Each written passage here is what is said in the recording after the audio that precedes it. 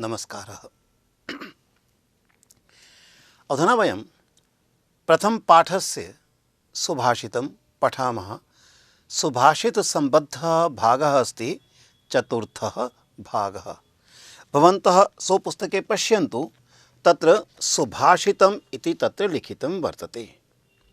प्रत्येकं भागे सुभाषितद्वयं वर्तते। अत्र यथा प्रथमं सुभाषितं पुनः द्वितीयं सुभाषितम्, अतः वयम् उभयं पठिष्यामः। तस्मात् पूर्वं किञ्चित् अहं भूमिकारूपेण वदामि। प्रत्येकं सुभाषितस्य कृते वयं प्रायः किं किं करिष्यामः। प्रथमः बिन्दुः अस्ति श्लोकः। श्लोकस्य सम्पूर्ण वाचनं भविष्यति। तत्पश्चात् वयं सन्धिच्छेदं करिष्यामः। कारणं प्रायः श्लोके पद्यात्मकता भवति, परिणामतः अनेकेषु स्थलेषु समस्तपदानि भवन्ति। छन्दकारणात् वयं समस्तपदं कुर्मः।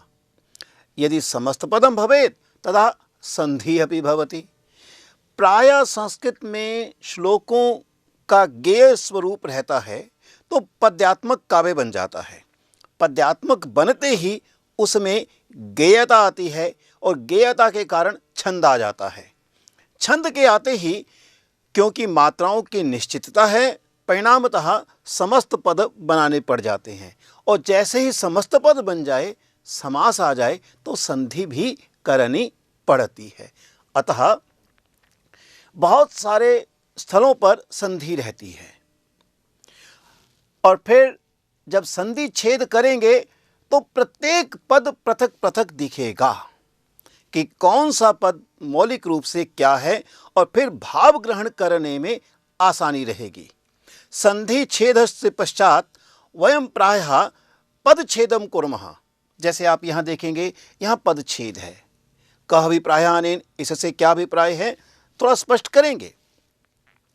तो अर्थ ग्रहण करने के लिए पदछेद की भी अनिवार्यता है।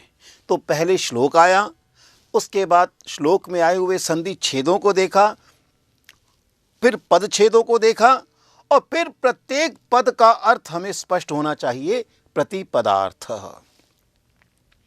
और फिर जब अर्थ ज्ञात हो जाए तो हम अन्वय करने का प्रयास करते हैं। अन्वय से क्या अभिप्राय होगा कि किस पद का अर्थ करने की दृष्टि से, वाक्य की दृष्टि से क्या स्थान है, कौन सा पद पहले हो, कौन सा पद बाद में हो।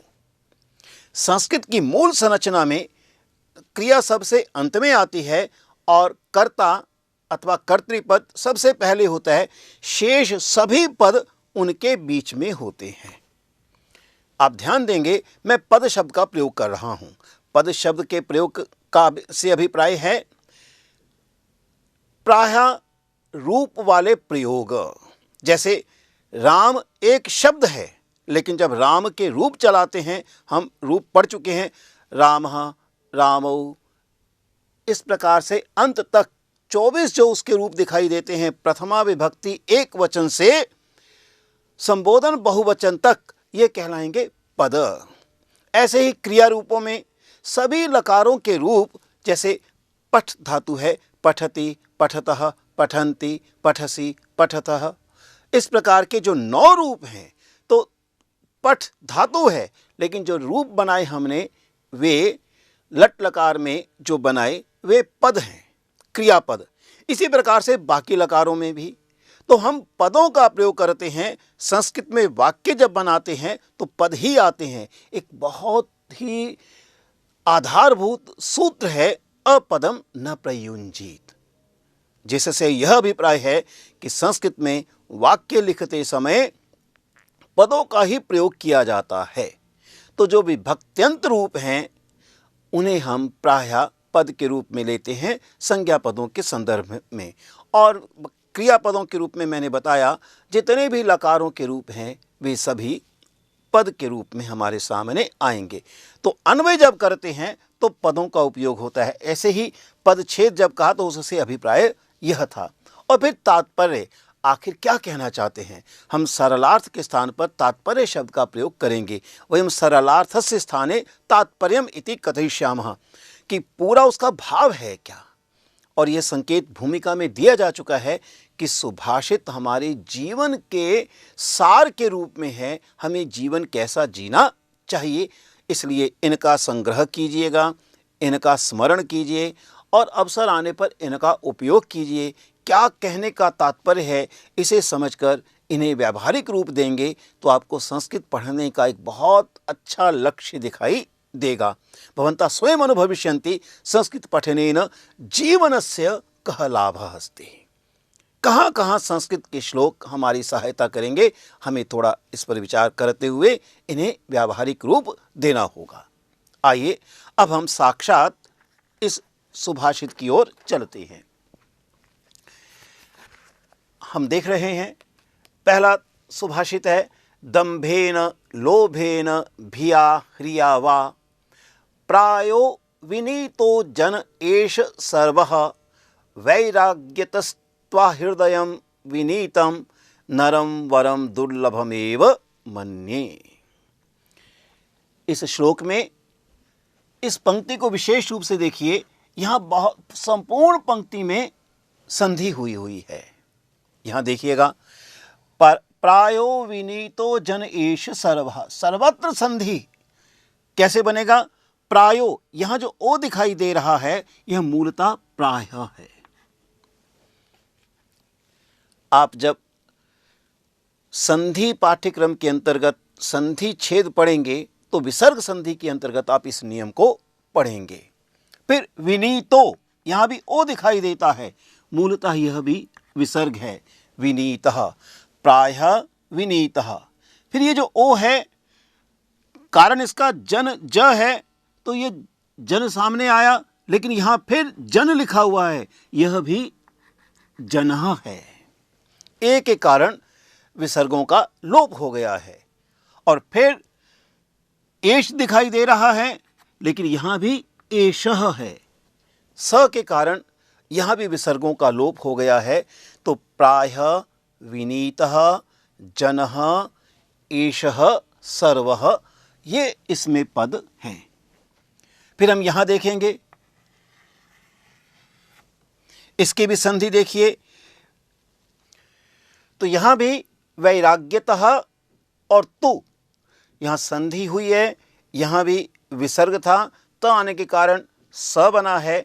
यह आप प्रायः संधि के पाठों में जब विसर्ग संधि आएगी तब वहाँ पढ़ेंगे। और फिर तू है, ऊ को वह हुआ है क्योंकि बाद में आ है। यह आप स्वर संधि में यण संधि के अंतर्गत पढ़ चुके हैं, इसलिए एक बार वहाँ मिलाकर देखिए। और आहृदयम, तो इस प्रकार से यहाँ भी संधि है। एक बात और सोची जा सकती है, कुछ जन कह सकते हैं जो कुछ परिचित हैं कि यहाँ भी संधि है, जैसे म और ए, लेकिन ध्यान रखिएगा यह संधि ना होकर संयोग है, अर्थात म में ए आकर मिल गया है। संधि में प्रायः परिवर्तन आता है, लेकिन यहाँ तो केवल ए जो है म में आकर मिल गया है, तो ये संयोग है, इसलिए मैंने इसे यहाँ नहीं लिखा था, तो केवल एक अंतर करने की दृष्टि से। अब इसमें कौन कौन से पद हैं, संधि छेद हो गया तो देखिए कौन कौन से पद छेद हैं। पद हैं इसमें दंभेन लोभेन भिया ह्रिया वा प्रायः विनीतः जनः एषः सर्वः वैराग्यतः आहृदयं विनीतं नरम वरम दुर्लभम एव मन्ये। एक इसमें और छूटा हुआ है, उसे भी आप लिख सकते हैं। तो वैराग्यतः तो और आहृदयम, ये हमारे पास पद छेद आ गया। यहाँ एक बात आप ध्यान देंगे, एक बात की ओर, जैसे यहाँ था आहृदयम, यहाँ अनुस्वार है, यहाँ हमने म लिख दिया है। पद छेद के समय हम अनुस्वार के स्थान पर म ही लिखते हैं। इसी प्रकार से नरम, तो यहाँ भी देखेंगे आप म लिखा, वरम, तो यहाँ भी हमने म लिखा। तो पद छेद में हम अनुस्वार के स्थान पर इस प्रकार से अंतिम जो वर्ण इस प्रकार से म आता है उसे ही लिखते हैं। तो श्लोक का संधि छेद भी हुआ, पद छेद भी हुआ। अब प्रति पदार्थ यदि हम देखने का प्रयास करें तो वैसे सरल इसमें पद हैं, फिर भी हम इनके अर्थ को देखते हैं। दंभेन तृतीया विभक्ति एक वचन है, तो से या के साथ का भाव इसमें के द्वारा का भाव आता है। तो दंभ अभिमानेन इति, गर्व जिसे कहें, अभिमान जिसे कहें, दंभेन। लेकिन कई बार गर्व बहुत अच्छे अर्थ में आता है, यहाँ उस प्रकार से नहीं है। एक बहुत अभिमान का जो भाव है वो यहाँ है। लोभेन, लोभ से। भिया, भी शब्द है इसका, भी मूलतः डर के अर्थ में है। तो भिया डर से, डर के कारण। ह्रियः, ह्री शब्द है यहाँ, ह्री। लज्जा, लज्जा के कारण या लज्जा से। वा अथवा के अर्थ में है। प्रायः लगभग स्पष्ट है। विनीतः, नम्र। जनः, जन। एषः, यह। सर्वः, सभी। वैराग्यतः, वैराग्य के कारण। तो के अर्थ में निश्चित का भाव लाने के लिए इसका प्रयोग किया जाता है। आहृदयम, संपूर्ण दृष्टि से, स्वभाव से, मन से। हम कहते हैं ना मन से काम करना, पूरी तरह से भीतर से कार्य करना। तो आहृदयम, आ जो है उस संपूर्णता के भाव को दिया करता है। विनीतम, नम्र। नरम, मनुष्य, मनुष्य के भाव में अर्थात नरह इस रूप में इसका प्रयोग है। व्यक्ति भी कह सकते हैं। वरम, श्रेष्ठ। दुर्लभम, कठिनाई से प्राप्त होने वाला, दुर्लभ। एव ही, मन्ने, मानता हूं। इस प्रकार से इसका पद छेद जो हमने किया था प्रति पदार्थ देखा। अब अगर हम अन्वय करते हैं तो अन्वय करते समय इसमें कुछ हमें ध्यान में आना चाहिए, कुछ और पदों की भी आवश्यकता पड़ सकती है।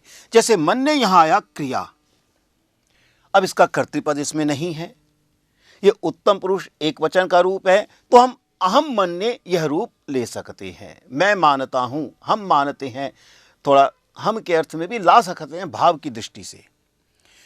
तो इन दोनों के बीच में शेष सभी पद आ जाएंगे। तो अहम जो है वो इसमें अतिरिक्त रूप से हम ले सकेंगे और इसे हम कोष्ठक में तब रखेंगे। अब देखिए अर्थ करते हुए हम कैसे कर सकते हैं। हम कह सकते हैं अहम मन्ने, ये दो, अहम प्रारंभ में आ गया, मन्ने अंत में चला गया। अब बीच में इसी में अगर लेते हैं प्रायः सर्वः एषः जनः दंभेन, लोभेन, भिया, ह्रिया वा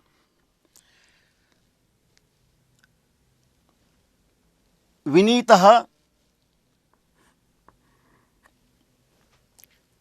अब यहां क्रियापद नहीं दिखाई दे रहा है तो हम उस बाहर से उसे ले सकते हैं। तो विनीतः के बाद भवति या अस्ति हम लगा सकते हैं। विनीतः के बाद भवति या अस्ति लगा सकते हैं। तो इस वाक्य को यदि हम देखें तो उसका अर्थ हम कैसे कर सकते हैं कि अहम, मैं, मन्ने, मानता हूं, यह इसका मूल भाव है। मैं मानता हूं या हम जानते हैं या हम समझते हैं कि प्रायः इस संसार में, पहले थोड़ा भाव समझाता हूं फिर हम इस पर इसके अन्वय को और फिर तात्पर्य को, अर्थ को ध्यान में रखते हुए तात्पर्य समझेंगे। यहाँ ये कहना चाहते हैं कि प्रायः हम देखते हैं कि इस संसार में लोग यदि नम्रता दिखाते हैं तो नम्रता के पीछे कोई कारण दिखाई देता है उनका। या तो वे अपने आप को अभिमान दिखाना, अभिमानी की, देखिए नम्र तो हो रहे हैं लेकिन अभिमान के कारण, दिखावे के कारण कि मैं ये दिखाना चाहता हूं कि मैं विनम्र हूं, तो एक अभिमान का रूप भी इसमें आ सकता है। कुछ लोग लोभ के कारण कि काम निकलवाना है इसलिए विनम्र हो जाते हैं, कुछ लोग डर से विनम्र हो जाते हैं, कुछ लोग लज्जा से कि सब क्या कहेंगे अतः लज्जावश हो जाते हैं। तो कहते हैं कि प्रायः इस प्रकार के लोग हमें दिखाई देते हैं कि जो विनम्र तो हैं लेकिन किसी कारण से हैं। लेकिन कहते हैं ऐसा मनुष्य तो ठीक है विनम्र है, उसके पीछे कोई कारण है ही, लेकिन ऐसे लोग जो स्वभाव से, मन से, हृदय से, बिना किसी लोभ के, बिना किसी डर के, बिना किसी लज्जा के अगर नम्र होते हैं तो वस्तुतः वही विनम्र है, और ऐसा व्यक्ति इस संसार में कठिनाई से प्राप्त होता है। यह भाव यहाँ वे लाना चाहते हैं। अब हम फिर इसे देखेंगे। तो मैं मानता हूं कि प्रायः सभी एषः जनः, ये लोग, यहाँ एषः जनः सर्वः जो है वो एक वचन में आ जाता है। प्रायः सभी लोग, यह भाव इसका है, दंभ के कारण, अभिमान के कारण, लोभ के कारण, डर के कारण या फिर लज्जा के कारण विनीत होते हैं या होता है। एक वचन लेंगे तो होता है या अस्ति है, बहुवचन ले लें तो हैं, भाव में बहुवचन भी आ सकता है। लेकिन कहते हैं कि वैराग्यतः आहृदयम विनीतम नरम वरम, दो बातें कही गई यहां, लेकिन वैराग्य के कारण, वैराग्यतः वैराग्य के कारण, आहृदयम मन से, स्वभाव से, सच्चे हृदय से, विनीतम जो विनीत हो, ऐसा नरम अर्थात मनुष्य वरम श्रेष्ठ है, लेकिन ऐसा व्यक्ति दुर्लभम एव, दुर्लभ ही है। अर्थात अस्मिन् संसारे प्रायः वयं पश्यामः ये जनः नम्रः भवन्ति, विनीतः भवन्ति, तत्र किमपि किमपि कारणं वर्तते। अनेके जनाः अभिमान कारणात् विनम्रः भवन्ति, अनेके जनाः लोभ कारणात् विनम्रः भवन्ति, अनेके जनाः भय कारणात् विनम्रः भवन्ति, अनेके जनाः लज्जा कारणात् विनम्रः भवन्ति। अर्थात यदि ते नम्रः सन्ति तत्र किमपि कारणं वर्तते, परन्तु सः नरः एव श्रेष्ठः यः हृदयेन एव विनम्रः वर्तते, स्वभावेन एव विनम्रः वर्तते। अतएव कथयति वैराग्यतः, बिना राग के, अर्थात इसमें से कोई भी कारण नहीं हो, इस प्रकार से बिना राग के, ये सब राग हैं, कारण है इसके। और वैराग्यतः, वैरागी भाव से कि केवल मुझे विनम्र होना है, मेरा स्वभाव है इस प्रकार का, तो वैराग्यतः वैराग्य कारणात् आहृदयम, हृदयेन यह मनुष्यः विनम्रः भवति, विनीतम नरम वरम, तादृशः मनुष्यः एव नरः, मनुष्यः एव वरम अर्थात श्रेष्ठः अस्ति, परंतु दुर्लभम इति, दुर्लभ है ऐसा मैं मानता हूँ। अहम मन्ये, मेरा मानना है कि इस प्रकार का व्यक्ति दुर्लभ है। तो एव बल देने के लिए आया है। तो भाव क्या निकलेगा, तात्पर्य क्या निकलेगा? हमें हृदय से विनम्र होना चाहिए, बिना किसी स्वार्थ के कारण के। विनम्रता अस्माकं स्वभावे भवेत्, तस्याः किमपि कारणं न भवेत्। अस्माकं स्वभाव रूपेण एव वयं विनम्रः भविष्यामः इति अत्यंत सार रूपेण भावः। धन्यवादः। अधुना वयं द्वितीयं सुभाषितं पठामः। अस्मिन् सुभाषिते उद्योगस्य परिश्रमस्य महत्वं स्पष्टीकृतं वर्तते कि प्रायः वयं जानीमः, जनाः भाग्यविषये किञ्चित् वदन्ति कि भाग्यं भवति, परन्तु वयम् इदमपि जानीमः तत्र पौरुषम् अर्थात् उद्योगः, परिश्रमः, प्रयासः अपि भवन्ति। प्रायः सफलतायाः पृष्ठे भाग्यमपि कार्यं करोति, एवमेव अस्माकं उद्योगः, परिश्रमः अपि कार्यं करोति। उभयस्य आवश्यकता इति अस्मिन् श्लोके प्रतिपादितम्। श्लोकः वर्तते, यथा हि एकेन चक्रेण न रथस्य गतिर्भवेत्, एवं पुरुषकारेण विना दैवं न सिद्ध्यति। बहु सुंदर रूपेण, संक्षेपेण, सरल भाषया संदेशः प्रदत्तः वर्तते, तुलना कृता अस्ति। यथा एवं द्वारा। अत्र संधियुक्तानि पदानि अधिकानि न सन्ति, केवलं पदद्वयमेव। हि एकेन अत्र इ स्थाने य अभवत्, यण् संधि इति तत्र वर्तते। ए कारणात् य अभवत्, पुनः ए तत्र आगत्य हि एकेन इति भवति। एवमेव गतिर्भवेत्, गतिः भवेत्। अत्र र अस्ति, र मूलतः विसर्गरूपेण अस्ति, विसर्गस्य एव र अभवत्, भ अग्रे अस्ति, तस्मात् कारणात् गतिः भवेत् इति पदद्वयम्। पदच्छेदः स्पष्टमेव अस्ति, सरलमेव अपि। यथा हि एकेन चक्रेण न रथस्य गतिः भवेत्, एवं पुरुषकारेण विना दैवं न सिद्ध्यति। अन्वयः अपि अत्र लिखितः वर्तते। यथा एकेन हि चक्रेण रथस्य गतिः न भवेत्, एवं दैवं पुरुषकारेण विना न सिद्ध्यति। अस्मिन् श्लोके सर्वाणि पदानि सन्ति, अतएव अतिरिक्त बाह्यतः पदस्य आनयनस्य आवश्यकता न अभवत्, अध्याहारस्य आवश्यकता न अभवत्। प्रारंभे यथा आगतम, यथा हिंदी भाषायां जैसे, एक प्रकार से समानता लाई गई है, जैसे और एवं, इसी प्रकार से। तो इन दोनों का संबंध स्थापित किया गया है। उदाहरण के द्वारा बात को समझाया गया है कि देखो, रथ जब चलता है तो न्यूनतया 2 पहियों की आवश्यकता है। एक पहिए से रथ नहीं चल सकता। रथ या वाहन कोई भी हो, न्यूनतया 4 भी हो सकते हैं, न्यूनतया 2 पहिए चाहिए उसमें, एक पहिए से नहीं चलेगा। तो यही कहा, यथा एकेन ही चक्रेण, जैसे एक ही चक्र से, यथा एकेन चक्रेण रथस्य गतिः न भवेत्। रथः इति तस्य गतिः चलनमिति, गति अत्र चलन इति अर्थे अस्ति। रथस्य गतिः न भवेत्, न भवति इति भावः। जैसे रथ की गति, रथ की चाल एक पहिए से नहीं चल पाती है, एवमेव इसी प्रकार से हमारे जीवन के लिए भी 2 रथ चाहिए। एक रथ चाहिए पुरुषार्थ अथवा उद्योग, प्रयास आदि, और दूसरा है भाग्य।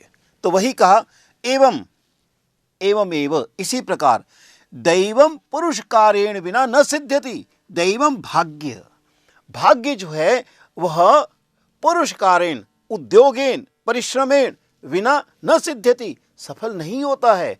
अर्थात दैव को भाग्य की सफलता के लिए पुरुषकार अर्थात पौरुष की, अर्थात परिश्रम की, उद्योग की आवश्यकता है, और परिश्रम के लिए भाग्य की आवश्यकता है। परिश्रम मुख्य है। यहाँ परिश्रम के संदर्भ में ही मुख्य बात की जा रही है।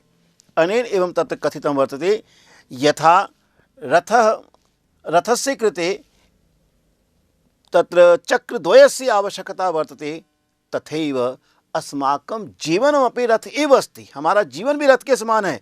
अस्य कृते अपि चक्रद्वयस्य आवश्यकता, 2 चक्रों की आवश्यकता है। एकम दैव रूपेण चक्रम, दैव के रूप में, भाग्य के रूप में है चक्र, और द्वितीय पुरुषकार रूपेण, पौरुष के रूप में अथवा उद्योग के रूप में।